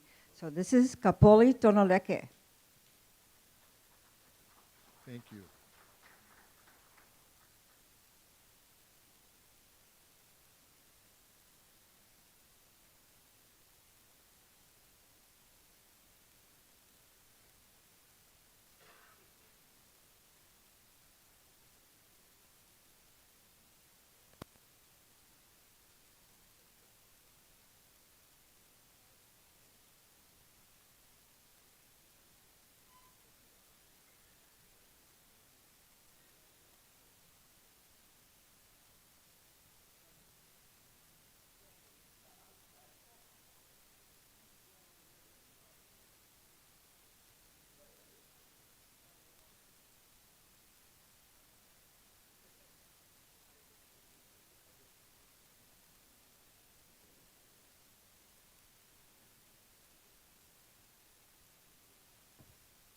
you know, those of you that might have to leave, we are going to put, there is a booth someplace in the back where if you want to say a few words so you're on camera. And this whole performance, this whole program is going to be presented to the family. So if you want to make sure that you get some words in, do that. Because I know even though we're not officially over till 7, we started early. At least that's what I'm going to tell Victor tonight.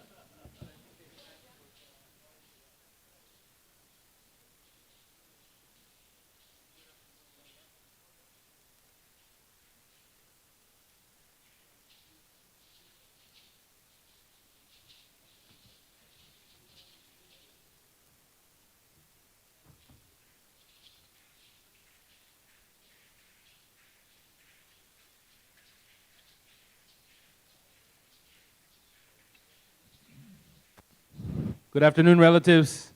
Thank you all for being here. Very honored to be here on behalf of Calpulli Tonaleque Aztec Dance Group here in San Jose to honor Victor Garza and all the work that he did and all the work that needs to continue to be done here for our people. Thank you all for being here to honor him. We're going to offer a couple traditional dances here for Victor and his family and all of his relatives, you know, just to pray for comfort and healing and good energy, good memories for the great warrior Victor Garza here today. Omateo.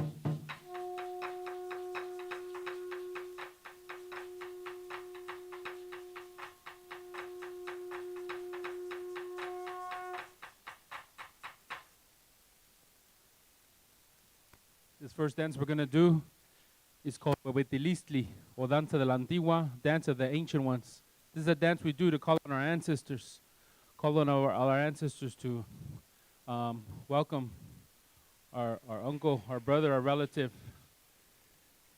to be with the ancestors, be with all the loved ones who have passed on. Omateo.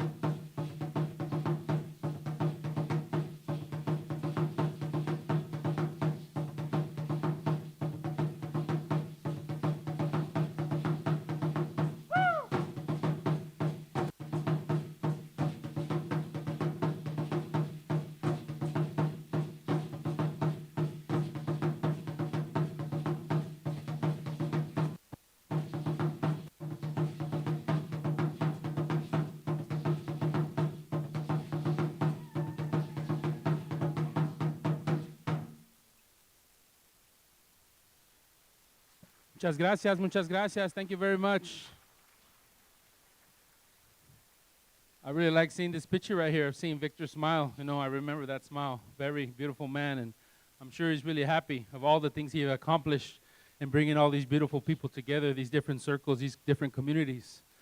So I just want to thank him, you know, and share a memory, you know, being with him many years back, protesting at City Hall to protect our people from police violence, being at Santa Clara County board meetings, you know, listening to him talk here at La Raza Roundtable meetings, telling us how proud he was to be native as well, Kickapoo, you know, from Texas. And also being here when we came to honor Rose Siwapili, Rose Amador's son, Robert here. You know, he came to me and shook my hand and says, you know, I would like you to dance for me for my funeral as well. So I always remembered that. So many beautiful memories of him, and so we're very honored to be here to honor him. We're going to do one more dance here. One more dance. It's called Tezcatlipoca. It's the dance of memory, dance of conciencia, danza de la conciencia, la memoria, in memory of our great warrior, Victor Garza. Nikanka, aquí está, que viva Victor. Ometel.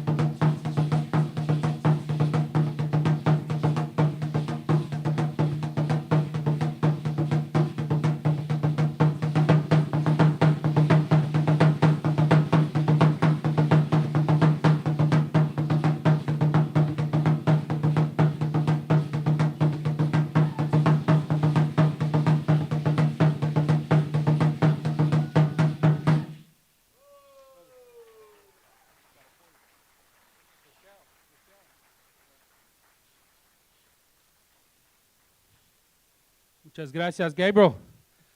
Muchas gracias. Thank you all very much. We hope you have a beautiful rest of the evening. Muchas gracias to La Raza Roundtable, all his family for being here, you know, for allowing us to share space with all of you and all the community for coming to show love and support here. Muchas gracias on behalf of Calpulitoneleque. Our love is with all of you and the family of Victor Garza. Muchas gracias. O Mateo.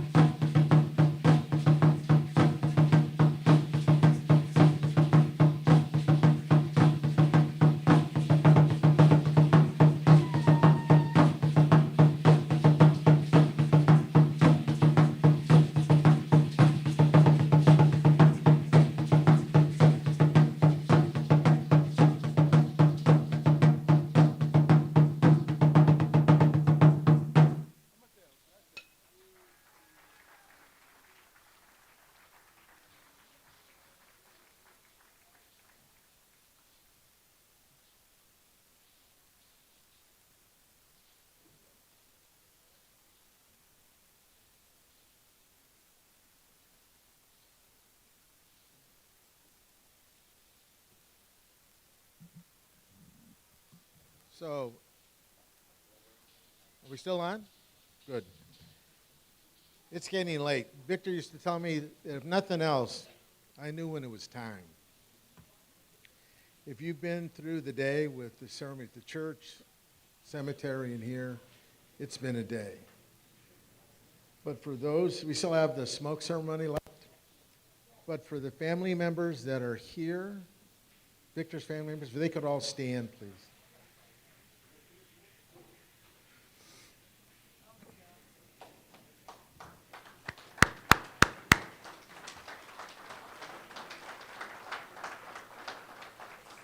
What you saw today is an outpouring of how your father, grandfather, uncle, you name it, how a person saw him, respected him, loved him. And this is our way of saying thank you for sharing him with us. And we all feel your pain. Come back whenever you want. This was his home. This is your home. Thank you very much. Now we're going to have smoke ceremony, but I want to make sure we got that in. Thank you.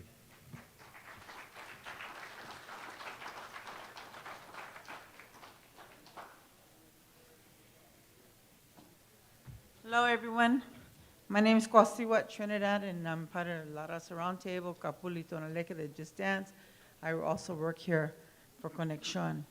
The last time I spoke to Victor, he also asked us to do ceremony for him. So if you were here for the last one that we had, we're also going to do a tobacco ceremony. And what we would do is when the singer starts singing, we're going to have Joey come up and sing, and then he's going to go down there, and we're going to get some tobacco right here, and you hold it in your hand, you say a special prayer for him. From that, we put it in the shell, and then we'll wrap it up when it's done, and we're going to give it to the family, probably his son. So those prayers that you say for him carry him. They'll go with him on his journey. So I'm going to bring up Joey right now from the Muwekma tribe, and then we're going to have the Capulito Naleke singers as well sing during the ceremony.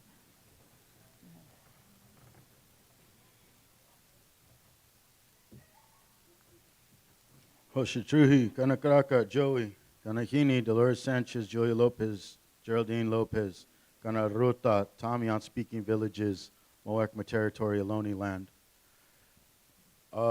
I know that there's a lot of passing people, and thank you for your patience.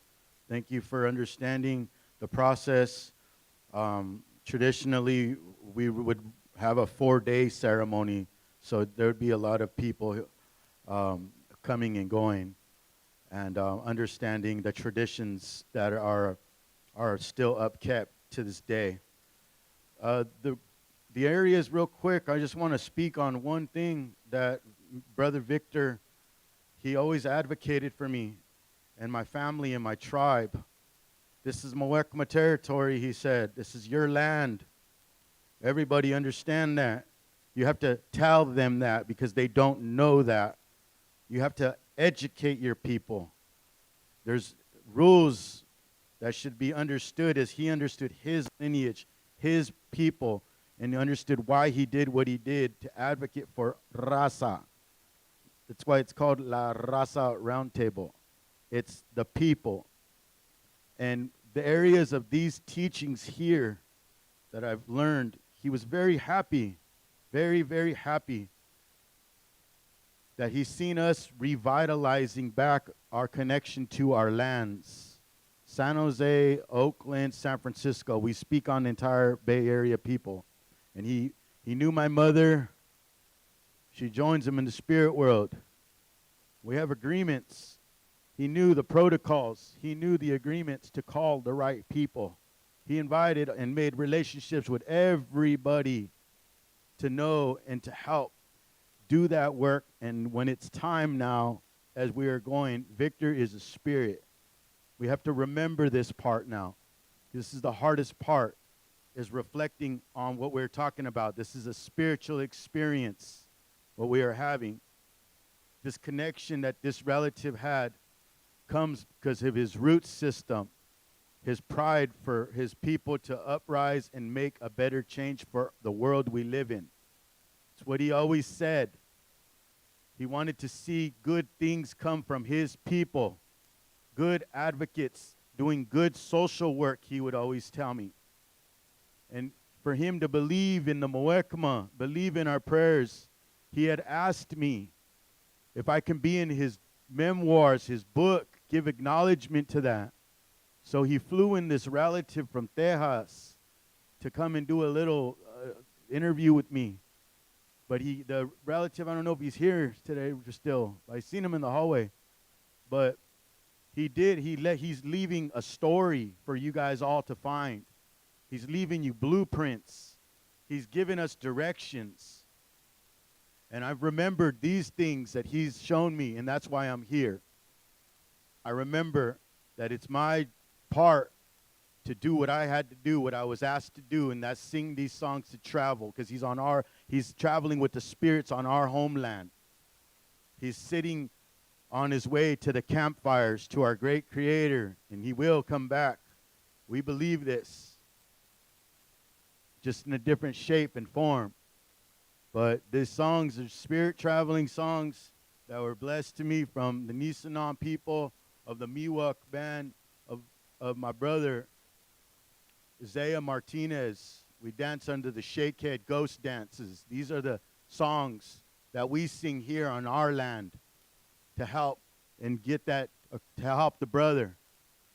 I'm going to start with a fun song, they call it, because they changed the language, because it's a little scary. But this song is just a song to help him feel good before we send him with that protection. Put protection on our people. Protocols these ways. Muwekma Ohlone protocols, California tribe, coastal ways that we send them off to the sunset.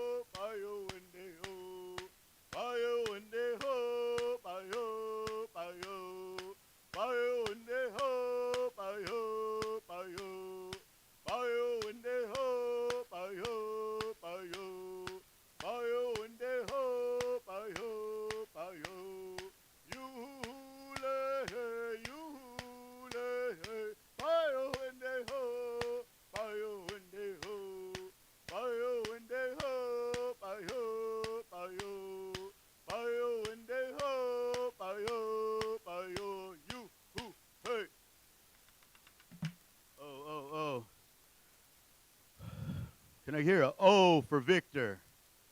Coming louder. You got to bring his spirit back. That's what we're doing, just so he could hear this again. Can I hear an O for Victor? Oh! Welcome to Northern California, relatives. That's how we greet our people here.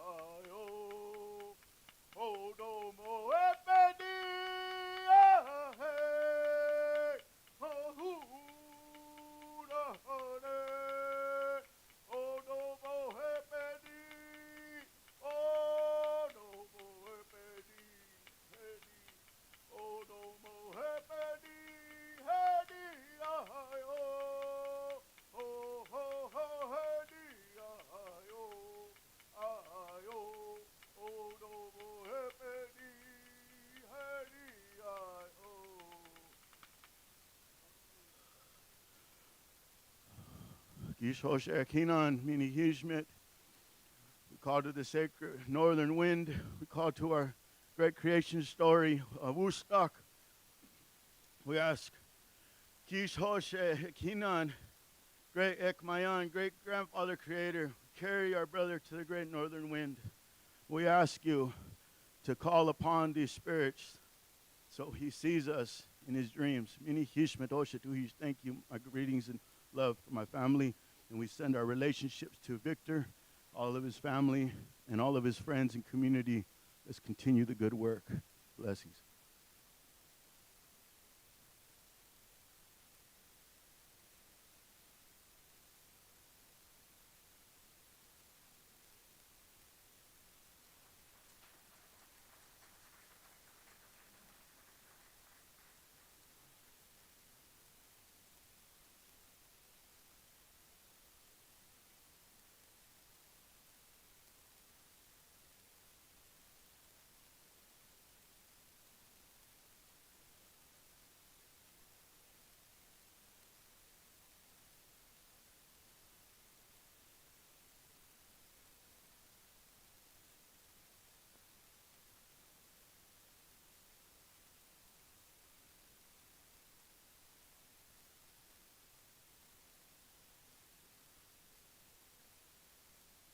Quasiwa, Trinidad, front and center.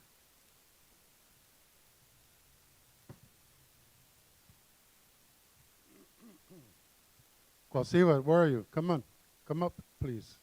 Quasiwa.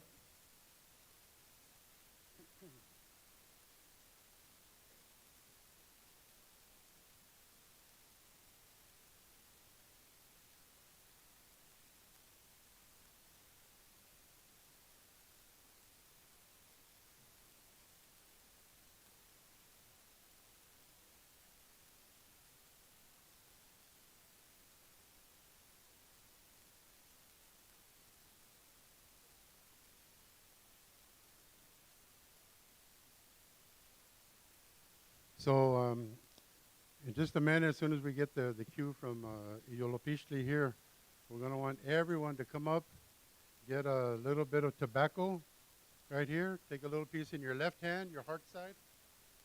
Put a little prayer into it, and then put it into the basket here.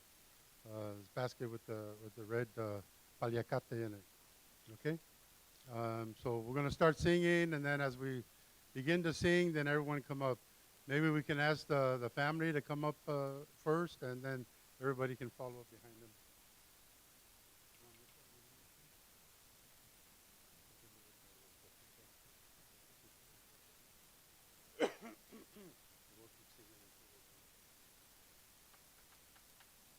Hey ya, hey ya, hey, hey ya, hey ya, hey, hey ya, hey ya, hey ya, hey ya, hey, hey ya,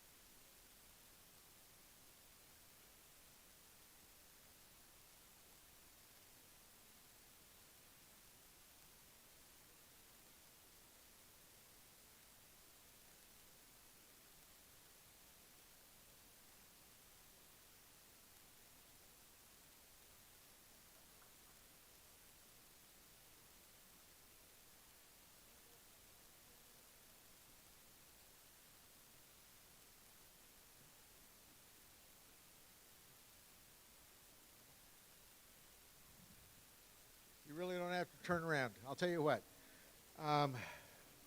Thank you all for coming and staying. We could be up here for 2 more hours, and it's important you have time for yourselves. Please, the rest of you stick around, get something to eat. There's a lot of food left. Talk to people, understand what he shared with each of us, because it wasn't the same. But thank you very much for all that you've done, especially lending us your father, grandfather. Thank you.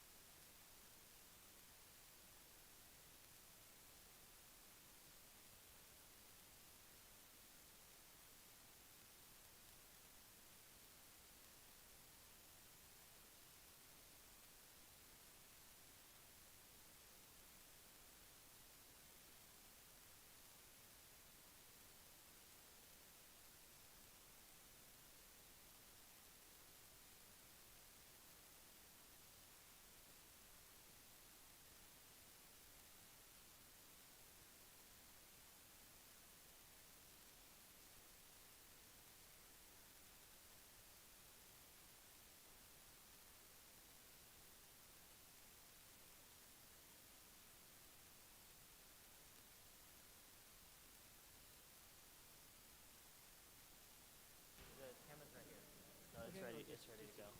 Yeah, yeah.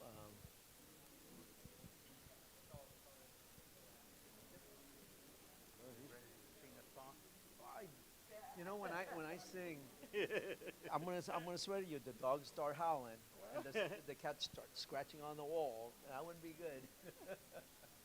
I would love to.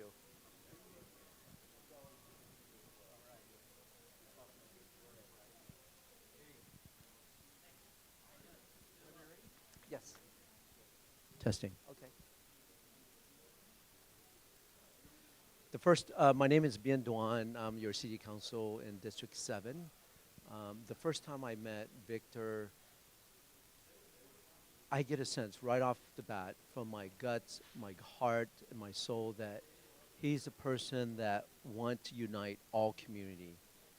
And since I've been a council member, Victor has open arm inviting me to the La Raza, and always with a smile. And he had this incredible look that with dignity, respect, and honesty that brought about him. And he had this command of presence that majority of people will understand this, that you don't say no to Victor. And Victor have left an incredible legacy, and I'm hoping that we continue with his legacy to unite our community together. Thank you so much.